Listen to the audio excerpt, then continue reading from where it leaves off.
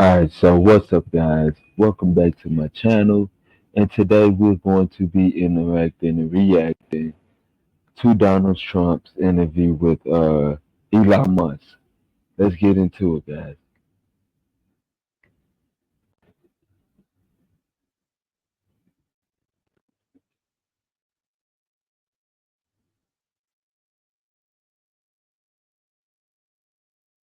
and and uh, and I actually I you know I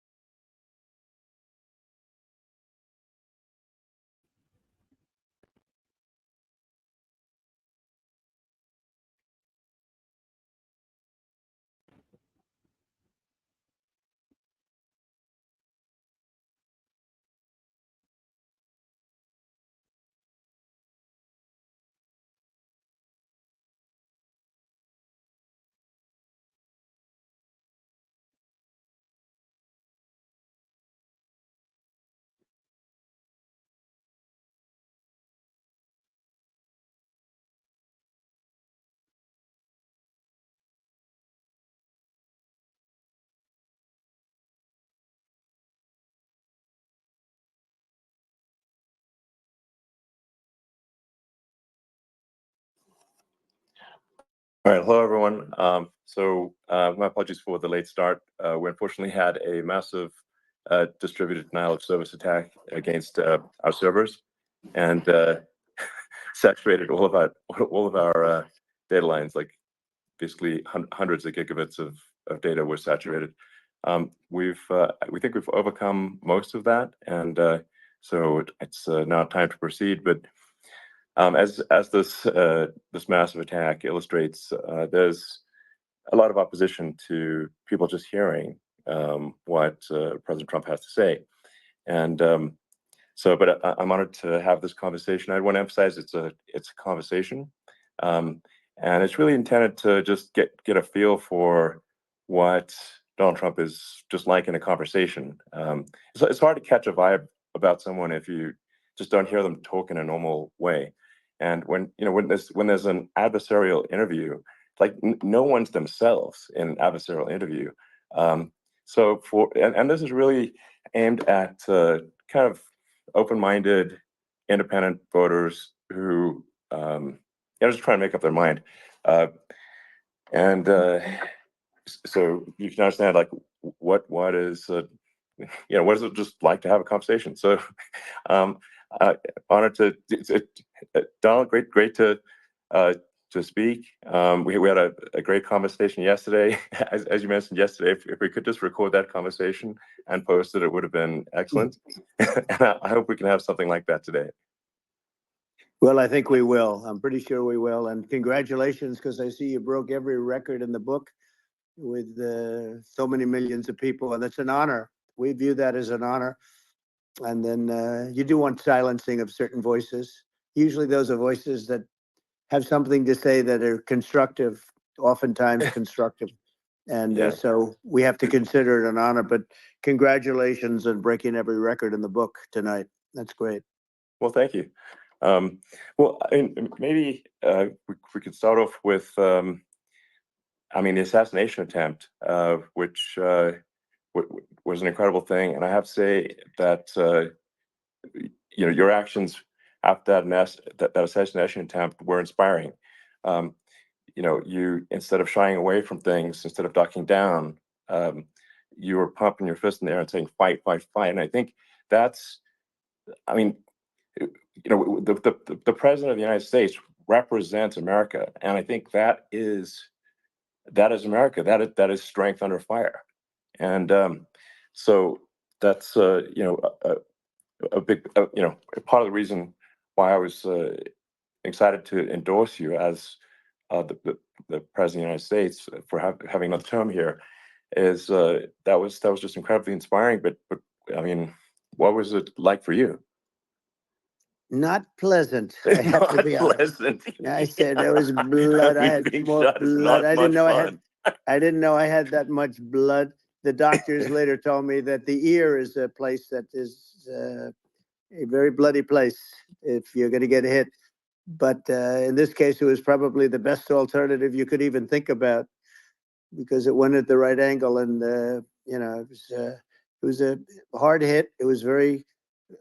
I guess you would say surreal, but it wasn't surreal. I was telling somebody, you have instances like this, or like a lot less than this, where you feel it's a surreal situation. And I never felt that way. I knew immediately that it was a bullet. I knew immediately that it was at the ear. Yeah. And because it hit very hard, but hit the ear. And I also heard people shout, bullets, bullets, get down, because I moved down pretty nicely, pretty quickly, and we had bullets flying right over my head after I went down. So I'm glad I went down. The bigger miracle was that I was looking in the exact direction of the shooter, and so it hit me at an angle that was far less destructive than any other angle. So that was the miracle. That was for those people that don't believe in God. I think we got to all start thinking about that. You have to. I'm a believer now. I'm more of a believer, I think, and a lot of people have said that to me. A lot of great people have said that to me, actually. But it was amazing that I happened to be turned just at that perfect angle, and all because I put down a chart on immigration that showed that the numbers were so great. I love that chart even more maybe now. It's a sign. Maybe that's a sign. It's an immigration sign. You highlighted a serious issue, and at that moment, That's the bullet missed your, hit your ear, but missed your head. I mean, well, the amazing thing is that the sign, I said, bring down that sign on immigration, and it was literally about an eighth of a second where it would be good, and after that it was going to be a disaster, no matter which way you were facing. But it just had that perfect angle, which was exactly at this shooter. Very sad situation. Such a sad situation. As you know, we lost somebody that was great, Corey, who a firefighter.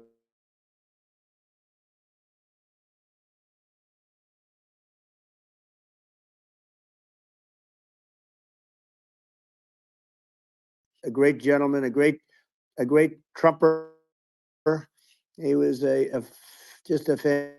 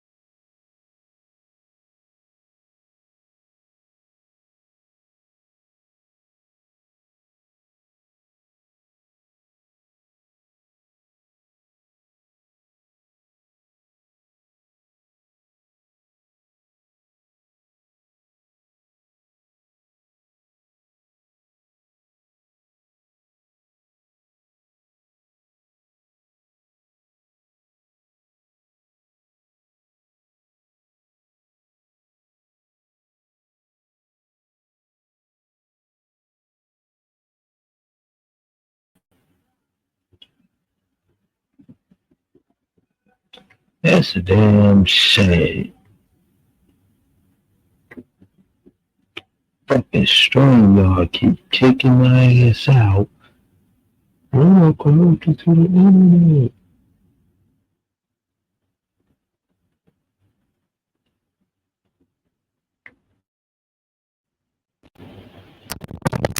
know about that guy.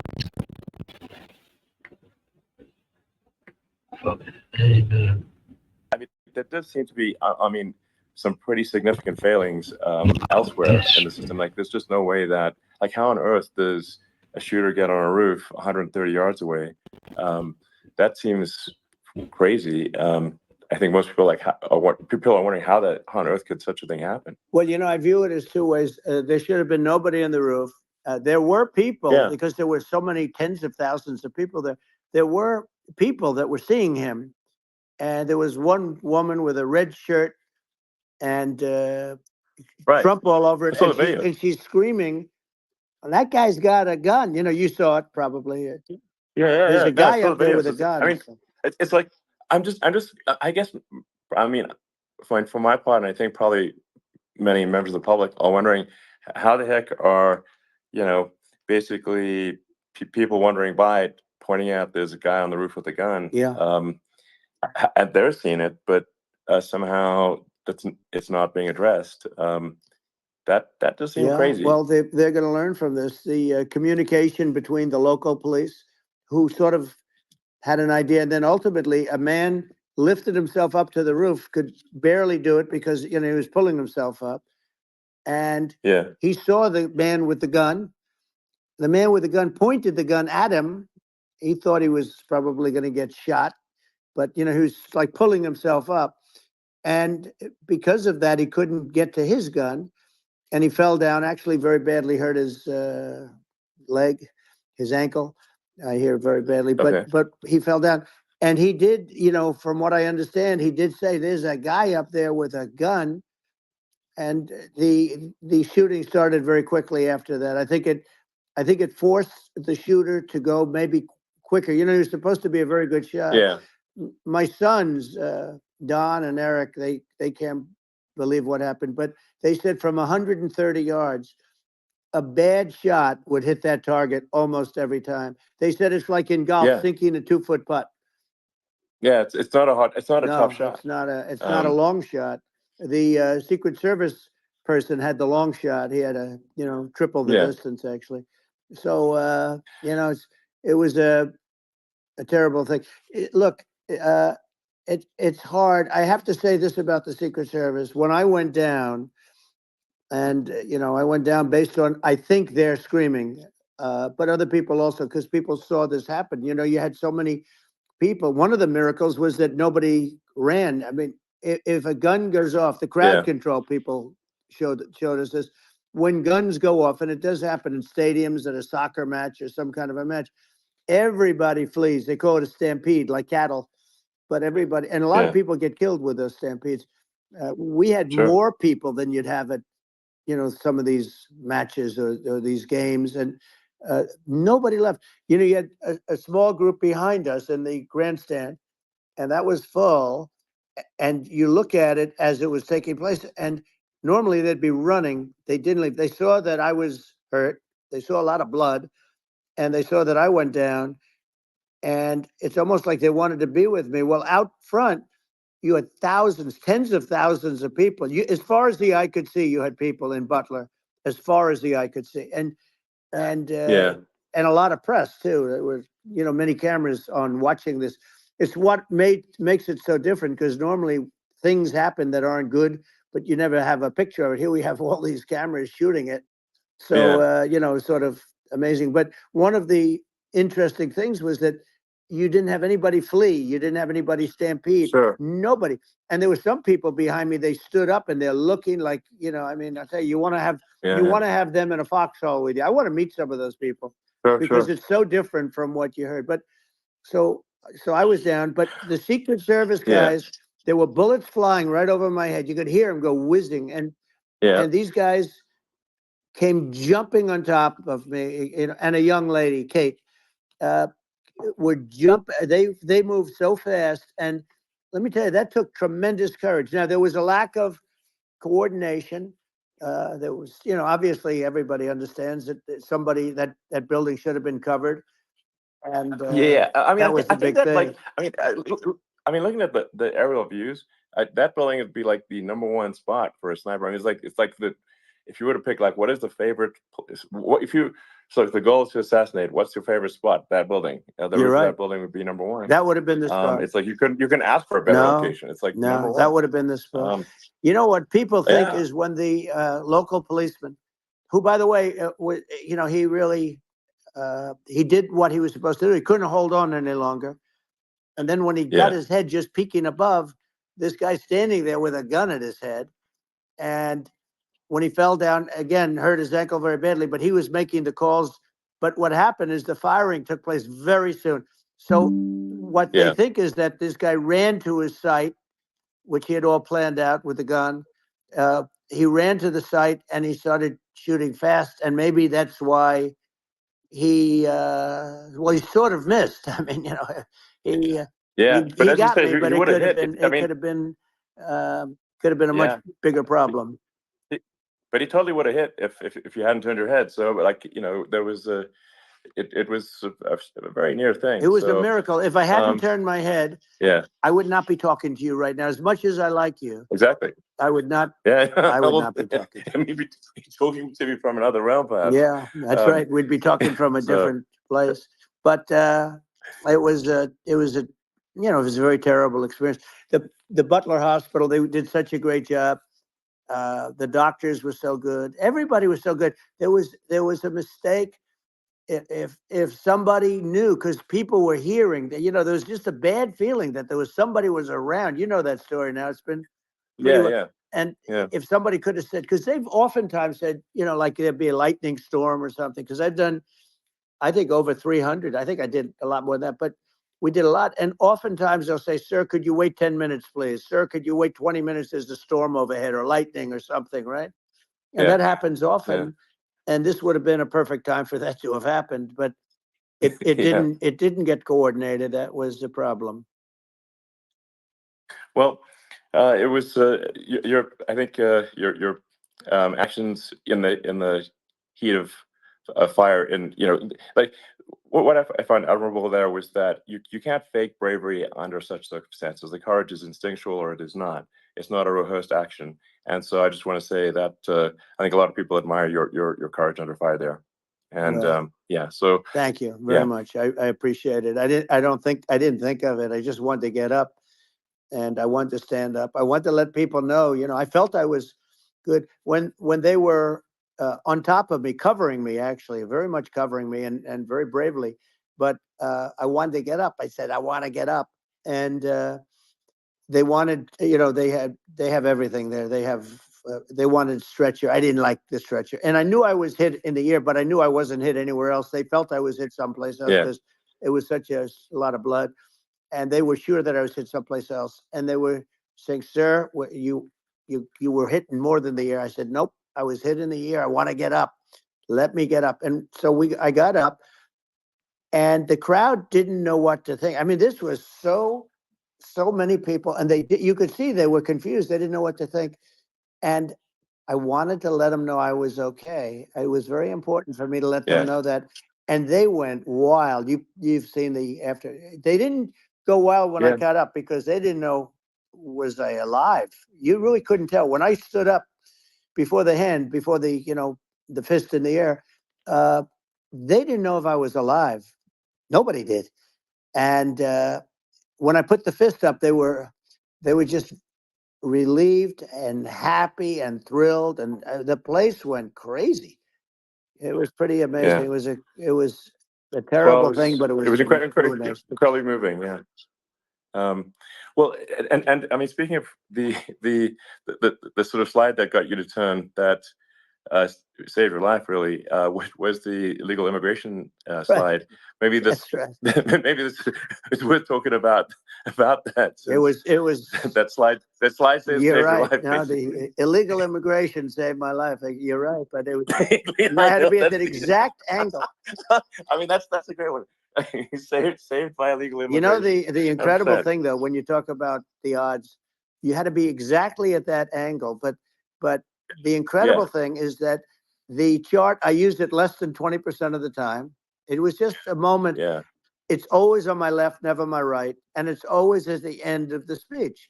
So here yeah, we have it. It's on the right, not the left. It's at the beginning, not the end. And even the people that put it up, they were unprepared, and they did a great job. They got it up immediately, fortunately. But I looked to the right, and the bullet came whizzing by, hitting my ear. So it was amazing. But when you think of the odds of that, and you know that normally you wouldn't use it. Normally I wouldn't have the thing, and then it would have been a very different story.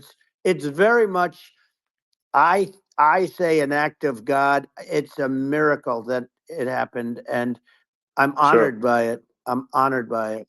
Well, what were you about to say about illegal immigration before you were rudely interrupted? Well, I was going to say how good the numbers were. By the way, we're going back to Butler, and we're going to go back in October. We're all set up, and the people are fantastic in Butler. It's a great area. Great. These are incredible people. Like the three that, in the case of Corey, killed, and the other two, the families I got to know them a little bit, and the families are great. But we're going back to Butler, and I think I'll probably start by saying, as I was saying, prior to being so horribly interrupted, but so rudely interrupted by an assassination attempt. But the chart. Some people have no manners. Elon, the chart was just a chart that, in my last week, we had the best illegal immigration numbers, meaning stopping. It was at the lowest. You've seen the chart. It's become quite a famous chart. But that was the lowest point ever recorded. It was a really, I was very proud of those numbers. And then you see what happened with these people, Kamala and Joe. You see what happened. They just let it go. I had remain in Mexico policies. I had all these different policies that was so good. Guys like Tom Homan and Brandon Judd from Border Patrol. These are all people that they've been on television. They says the best numbers we've ever had. We had so many different checks, catch and release in Mexico, not the United. We had catch and release in the United States. We had it in Mexico. We had so many things. We had things where many people come in there, they have contagious diseases. We had everything passed. If you have a contagious disease, I'm sorry, but we cannot allow you into the country. So we were setting literally records, and all I was doing is showing that, and I use it sometimes, and in this case, I'm glad I used it.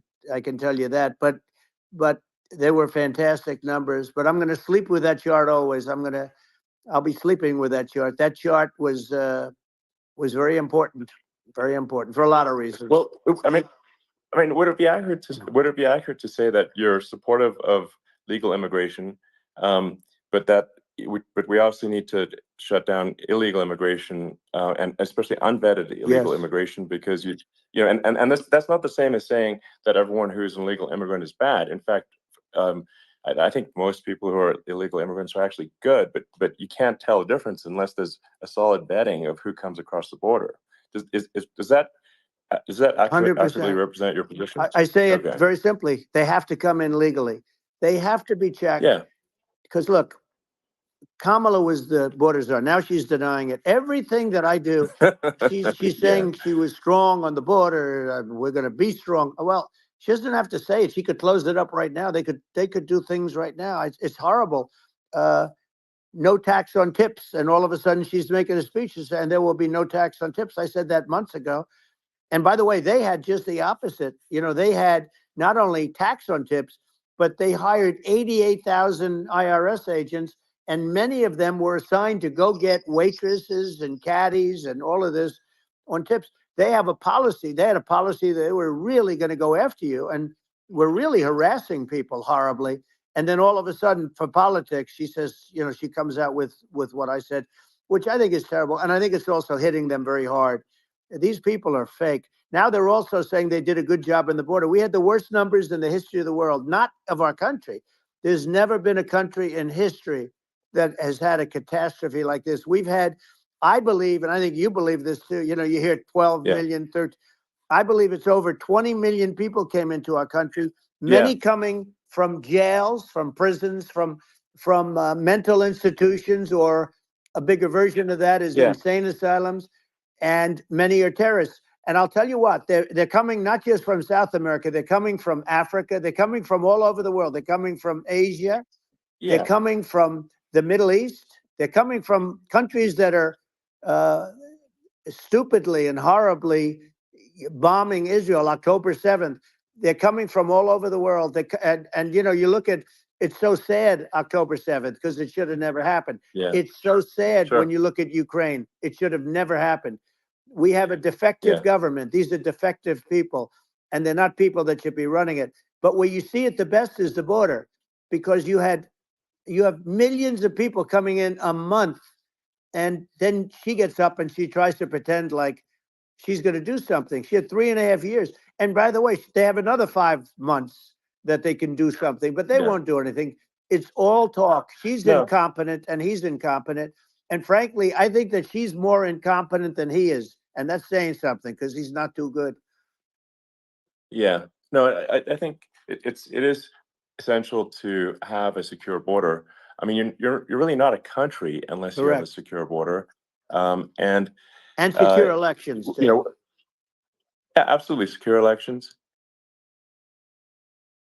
And so it's just essential to have a real border, or we can't function as a country, and our service, our central services are being overwhelmed in a lot of cities. Um, and as we were talking about earlier, I think having a legal immigration process that is smooth and efficient and done well, and speaking as someone who is a legal immigrant, and I think I mean, like one way to think of it is, who do you want on your team? Um, who do you want on Team America? And I think we want to just say, okay, we want to let in people who are gonna, be great contributors to our society and to our economy, Right. and and who do you want on the team? And it's not to say that, like in my opinion, actually, I'd say like probably most of the illegal immigrants actually are actually good, hardworking people. That's my opinion. But some are not, and you just have this sort of adverse selection process where, if somebody's if somebody's like you know uh, has a career in theft or robbery, I don't understand what's taken them so long to get here, because we're in such a target-rich environment. Um, I mean, why aren't more people who have a career in, bad things coming here sooner? Because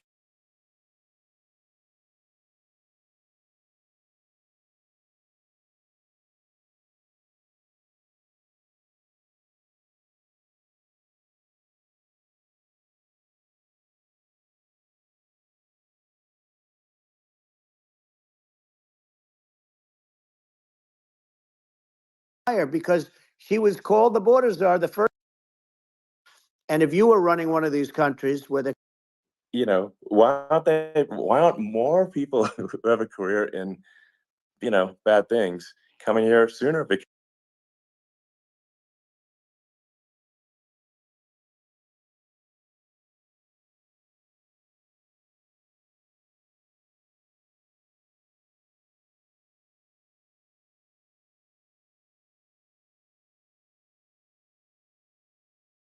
this is a massive scale, because this is being done worldwide.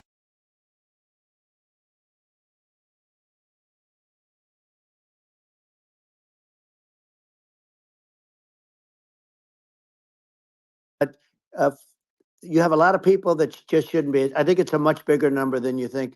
They're I allowing, think you're again, right. they're Yeah. allowing people from their jails. And if you were running one of these countries where they're coming from, you would have had all of them.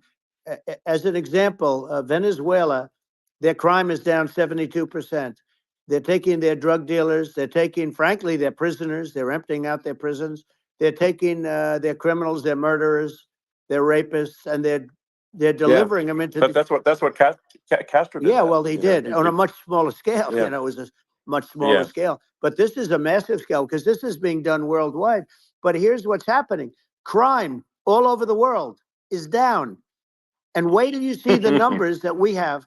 This is migrant crime. This is crime that's going to be. Yeah. And I saw it today in New York where somebody was knifed with raped the girlfriend of a man that stood there watching in New York in one of the shelters, and started Sure. pulling out the knives, and bad things happen today. But this is happening every day. These are rough people. These are people that are in jail for Yeah. murder and all sorts of things. And they're releasing them into our country. And they're telling them, if you come back, we're going to kill you. We're going to give you the death penalty or kill you. So they don't want to come back. But these are rough people. Yeah. These are criminals that make our criminals look like nice people. And it's horrible what they're doing. And she's in charge of it because, now she's trying to say she Sure. had nothing to do with it. And she's such a liar because she was called the border czar the first day, and it was on the headlines of every newspaper. She's the border czar, and she never even went there. She went to one location, which had nothing to do with where the problem is. She went in and out, I Right. guess, because she was getting a lot of pressure, Yeah. but Yeah. had nothing to do with the problem Yeah. is. But she was the Well, border czar, and people yeah. Yeah. can't allow them to get away with their disinformation campaign. Now she's trying to say that she wasn't really involved, and the whole thing is horrible. She was totally in charge. She could have shut the border down without him. He didn't know what he was doing anyway, so he wouldn't have even known Yeah. what happened. You could shut the border down. He Yeah. wouldn't even know the difference. But uh, the fact is that she was border czar. But if you don't have to call her Yes. that, the fact is you could just call her. She was in charge of the border, and the border was the worst Right. ever. It's simply not working. No, it's horrible. Whether it's a question of intention or competence, either way, we don't have a secure border, and we have people streaming over like it looks like a World War Z zombie apocalypse at times. And sometimes you got to sort of wonder, like, is it real or not? So because you see things, you're like, is it real? I went to the border at Eagle Pass, and I saw for myself in Texas, and I was like, okay, it's real. I'm like seeing this in real time. I actually posted the video like just live. I just flew there one day and just to see, hey, is this made up or? It's funny how people always try to big up the other side, but don't realize what the other side has done. Real, and I'm just seeing people stream across the border, and I have to say, at least the people I saw did not look friendly. These So are people can look at my video and say, hey, Yeah. these people look friendly. They don't look super friendly. So These are people that Um, Elon would not be the same man if he had to walk across the street and look these people in the eye. These are rough people. These are really rough people coming across. And I know rough people. And these are people that we don't want in our country. And the caravans are coming in, and they're putting and who's doing this are the heads of the countries. And you would be doing Yeah. it, and so would I. And everyone would say, oh, what a terrible thing to say. The fact is, it's brilliant for them because they're taking all of their bad people, really bad people. And I hate to say this, the reason the numbers are much bigger than you would think is they're also taking their non-productive people. Now, these aren't people that will kill you. We have enough of them, but these are people that are non-productive. They are just not productive. I mean, for whatever reason, they're not Yeah, yeah. workers, or they don't want to work, or whatever. And these countries are getting rid of non-productive people in the caravans in many cases. And they're also getting rid of their murderers and their drug dealers and the people that are really brutal people. And they're coming into our country Yeah. at levels that have never been seen before. And I saw an ad just before I got on the air. I'm walking over here, and I saw an ad by Kamala saying how she is going to provide border security. Where has she been for 3.5 years? For 3.5 years, Yeah, no, we have 20 million people this I poured think in. is It's a terrible. Yeah, I thing. think this, frankly, I think this is a fundamental existential issue for the United States. And if we have another 4 more years of open borders, and it's going to be even worse with another 4 more years, it's going to be even worse than it's been for the past, 3.5 years. I'm not sure we've got a country You don't left have a country at that left. point. Elon, if they get in, you will have 50 to 60 million people from all over the world, not South America only. We think of South America, we think of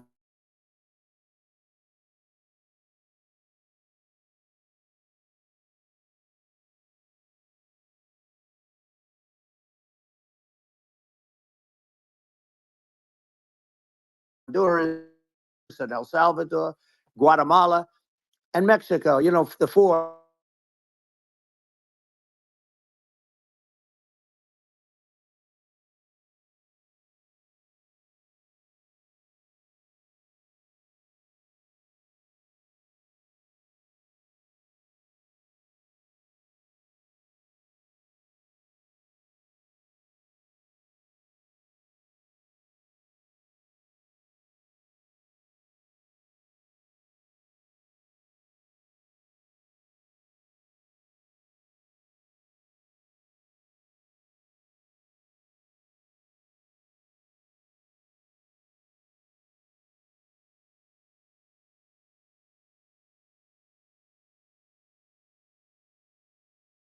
Congo recently, and they're murderers, and they're dropped. They drop them. They take them out of jails, which is very expensive, to maintain the jails. Although they don't do too much maintaining, I can tell you.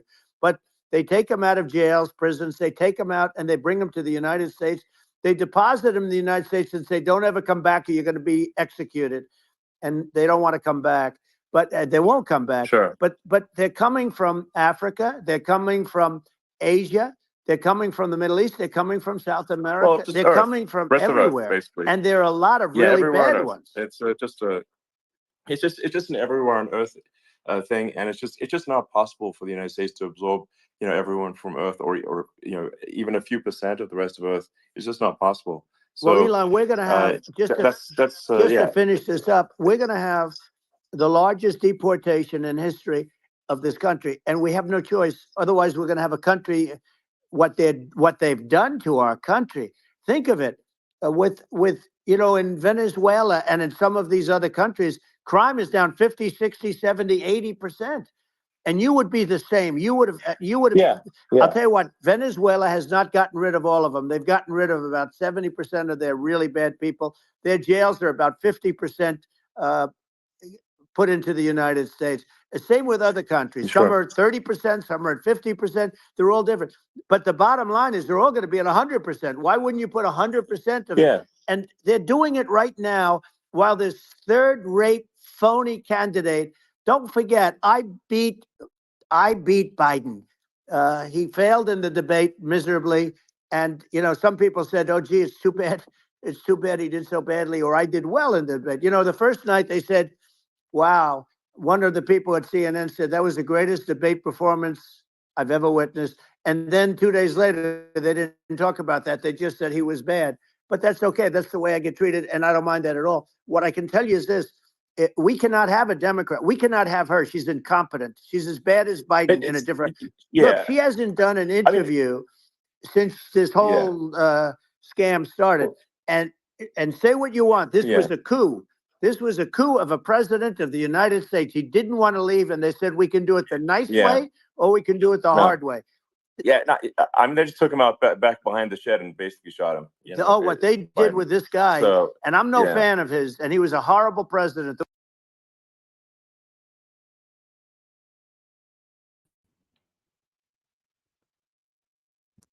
And he was absolutely right on that one.